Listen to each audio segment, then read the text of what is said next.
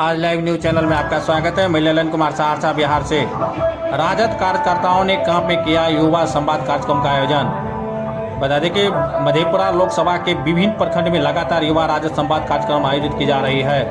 गुरुवार को सौर बाजार प्रखंड क्षेत्र के बाबा कापेश्वर धाम शिव मंदिर प्रांगण कांप में पूर्व राजद प्रत्याशी और पूर्व विधायक डॉक्टर गौतम कृष्ण के द्वारा संवाद कार्यक्रम का आयोजन किया गया। कार्यक्रम में उपस्थित दर्जनों वक्ताओं ने संबोधित करते हुए बीजेपी पर निशाना साधते हुए देश की बदलती सामाजिक, आर्थिक, राजनीति और शैक्षणिक स्थिति पर अपना अपना विचार रखे।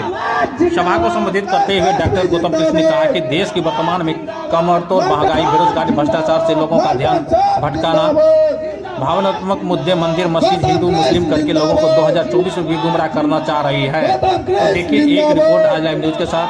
छोटी बड़ी खबर के लिए बने रहे। धन्यवाद।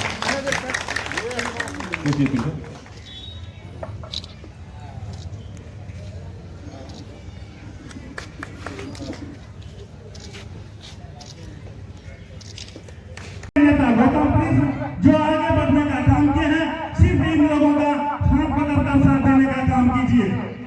और एक शायर लिखे हैं राहत इंदौरी जी, मैं एक बात कहना चाहता हूँ वीडियो साहब के लिए।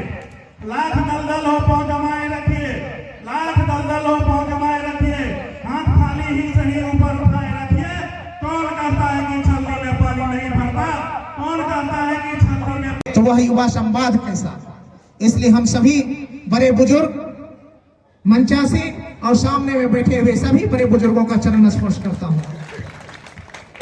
आज देश विगत 9.5 साल से बड़ी तेजी से बदल रहा है। यह कहना हमें इस बात को और स्पष्ट करने पे स्पष्ट होगा कि देश 9.5 साल में क्यों तेजी से बदल रहा है, उससे पहले क्यों नहीं बदल रहा था। लोगों को आपसी भाईचारा और मोहब्बत के पैगाम के साथ अपने विकास की यात्रा की रूपरेखा तय कर रहा था। लेकिन पिछले 9.5 साल से यह देश बदल रहा है तो नकारात्मक रूपों में बदल रहा है। देश पिछले 9.5 साल तो हिंदू, मुस्लिम, सिख, ईसाई का एक जो भाईचारा, गंगा जमुनी संस्कृति था, जो हमें आपसी प्रेम था, मोहब्बत था, लगाव था, जो रोजगार के अवसर थे, आज वह सारे चीजें ताने बाने छिन भिन होता जा रहा है। और हम कहते हैं कि हम चांद पे चल रहे हैं, और हकीकत तो यह है कि हम अपने समाज में लड़ने के लिए आतुर बन बैठे हैं। हम मुसलमान बन के तो कोई हिंदू बन करके ये नफरती वातावरण और यह गंगा जमुनी संस्कृति को तोड़ने की जो गहरी साजिश हो रही है, करने के लिए समाजवादी विचारधारा पर आधारित राष्ट्रीय जनता दल के प्रौढ़ आदरणीय लालू प्रसाद यादव जी के विचारों को लेकर के गौतम कृष्ण एक राजद का सिपाही होकर के आप लोगों के बीच में आया हूं। ना मैं बहुत बड़ा विद्वान हूं, ना धन वाला हूं, ना पद वाला हूं, ना सामर्थ्यवान हूं, बस एक साधारण कार्यकर्ता। मेरे पिताजी प्रखंड अध्यक्ष मधेपुरा के विष्णुदेव यादव। तो आप सोच सकते हैं एक साधारण राजद कार्यकर्ता का बेटा गौतम कृष्ण है। तो इसलिए मैं आप सभी को पुनः हाथ जोड़ करके विनती करके नमन करता हूं कि आप यह ना सोचें गौतम एक वक्ता आया है कि बड़ा नेता आया हूं। मैं आपका बेटा हूं, आपके घर का हूं, एक राजद का सिपाही हूं। बस आदरणीय लालू प्रसाद यादव जी और माननीय युवा भविष्य देश को उभरते हुए नेता तेजस्वी यादव जी के चीजों को लेकर के आप सभी के बीच में आया हूं। और इन चीजों को साथ देने के लिए सभी मंचासीन और आप सभी को मैं पुनः नमन करता हूं, क्योंकि अगर मंचासीन न होते तो हम लोग यहाँ आते नहीं। अगर आप नहीं होते तो इस मंच पे खड़ा होकर के बात किससे करते। इसलिए हमारा और आपका अनुनाश्रय संबंध है।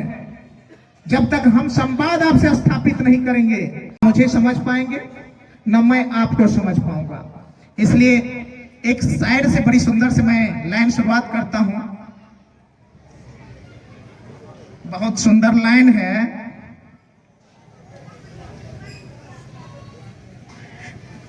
फिक्र कर ए नादानो, फिक्र कर ए नादानो, मुसीबत आने वाली है। तेरे बर्बादियों के मशवरे हैं आसमानों में। फिक्र कर ए नादानो, मुसीबत आने वाली है। तेरे बर्बादियों के मशवरे हैं आसमान में। अगर अभी नहीं समझे तो मिट्टी में मिल जाओगे, न तेरी दास्ता होगी उस दास्तानों में। हूं आज देश की हालात सही नहीं है। कैसे सही नहीं है उस पे आना चाहूंगा। हमने कहा यह देश में निवास करने वाला 130 प्लस करोड़ लोग, भले वो किसी भी जाति धर्म और मजहब के रहने वाले हो, किसी भी समुदाय से रहने वाले हो और किसी भी जगह के रहने वाले हो, देश के अगर किसी भी कोने में रहते हो तो इंसान होने के नाते उनकी कुछ जरूरतें हैं और यह जरूरतें की पूरा अपनी व्यवस्था से कर लेते हैं और अपनी जरूरतों को कुछ पूरा करने में अपने सरकार से मदद के सहारे से करते हैं। तो हम यही कहना चाहते हैं। तो आज जो पिछले 9.5 साल से बीजेपी की हुकूमत वाली सरकार है, यह बीजेपी की सरकार तो ऊपर की सिर्फ मुखौटा है, लेकिन इसके अंदर जो इंजन लगा हुआ है वो इंजन है आरएसएस का। और यह आरएसएस चालित होता है। उसका डीजल पानी कहां से चलता है? तो नागपुर से। और यह नागपुरिया शासन जो कट्टर हिंदूवादी संगठन पर आधारित आरएसएस की संगठन है और यह आरएसएस संगठन का मुखौटा बनकर बीजेपी काम करना चाहती है। और पिछले 9.5 साल से जो उन्होंने काम किया है, तो उन्होंने जो काम किया है उसी का नतीजा है कि आज देश की सामाजिक, आर्थिक और राजनीतिक स्थिति पिछले आजादी के समय से जो बना हुआ था, समृद्ध था, वैभवशाली था, जो एक दूसरे से जोड़ करके